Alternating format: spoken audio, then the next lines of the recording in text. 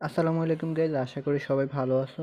আমরা আজকে আবার হায়ার পার্সেস সিস্টেমের আরেকটা ম্যাথ ক্লাসে চলে আসছি। সো আজকে দেখি আমরা এই ম্যাথ ক্লাসটা কীভাবে হয়েছে।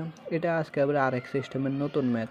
সো আমরা প্রত্যেকটা ক্লাসে দেখা যাচ্ছে নতুন নতুন এক একটা সিস্টেমের ম্যাথ করতেছি। সো এই সিস্টেমগুলো যদি আমরা ভালোভাবে পারি তখন যে কোনো সিস্টেমে ম্যাথ আসুক, যেভাবে ম্যাথ আসুক, সবগুলো সিস্টেমে আমরা পারবো। হ্যাঁ, সো দেখি আজকের ম্যাথটা কোন সিস্টেমে হয়েছে।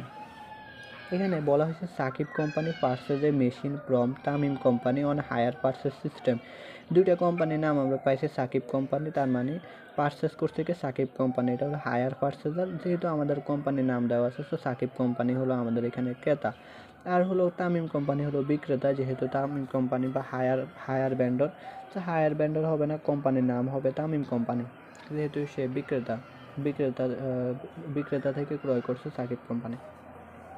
এখন আসে আমাদের এখানে টাকা দেওয়া আছে। ফার্স্ট ইয়ারের টাকা দেওয়া আছে 40,000, পেড করছে সেকেন্ড ইয়ারের 47,000, থার্ড ইয়ারের 24,000 আর ফোর্থ ইয়ারের 22,000 টাকা। এখানে বলছে the vendor charged 10% interest on the outstanding balance. The purchaser charges 20% depreciation on straight line method. তার মানে আমাদের ডেপ্রিসিয়েশন ধরা লাগবে স্ট্রেট লাইন মানে কি সরলরৈখিক পদ্ধতিতে প্রতি বছরের আমাদের অবচয় সমান হবে। ওকে, এখন বলছে show ledger accounts in the books of the purchaser and show the machine assets in the balance sheet for 4 years. এখন আসি, এখানে আমাদের একটা নোট দেওয়া আছে, আমরা এই নোটটা দেখি। আমাদের নোটটা মেইন এখানে interest calculation, back calculation method প্রশ্নে যখন অ্যাসেট এবং ক্যাশ প্রাইস দেওয়া থাকবে না। আমরা দেখতে পাচ্ছি এই ম্যাথের মধ্যে অ্যাসেটও দেওয়া নেই, ক্যাশ প্রাইসও দেওয়া নেই। ওকে, এই ম্যাথের মধ্যে কি আমাদের ক্যাশ প্রাইস দেওয়া আছে, অ্যাসেটও দেওয়া নেই, ক্যাশ প্রাইসও দেওয়া নেই আমাদের এই ম্যাথের মধ্যে। তাহলে শুধুমাত্র কিস্তির পরিমাণ এবং রেট অফ ইন্টারেস্ট দেওয়া থাকলে, আমাদের এখানে শুধু কিস্তির পরিমাণ দেওয়া আছে, রাইট? এরপরে ইন্টারেস্ট দেওয়া আছে এখানে।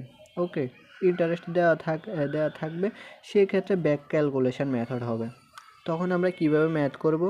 ব্যাক ক্যালকুলেশনে ম্যাথ করব। এক্ষেত্রে সর্বশেষ কিস্তি থেকে গণনা শুরু করতে হবে। কী করতে হবে? এক্ষেত্রে সর্বশেষ কিস্তি থেকে গণনা শুরু করতে হবে। আমাদের এই ম্যাথটার মধ্যে ক্যাশ প্রাইসও দেওয়া নেই, অ্যাসেটও দেওয়া নেই। অর্থাৎ যে ম্যাথের মধ্যে ক্যাশ প্রাইস দেওয়া থাকবে না, অ্যাসেট দেওয়া থাকবে না, এরপর হলো কিস্তির পরিমাণ দেওয়া থাকবে, ইন্টারেস্ট দেওয়া থাকবে, সেই ক্ষেত্রে আমরা ব্যাক ক্যালকুলেশন মেথড ফলো করব।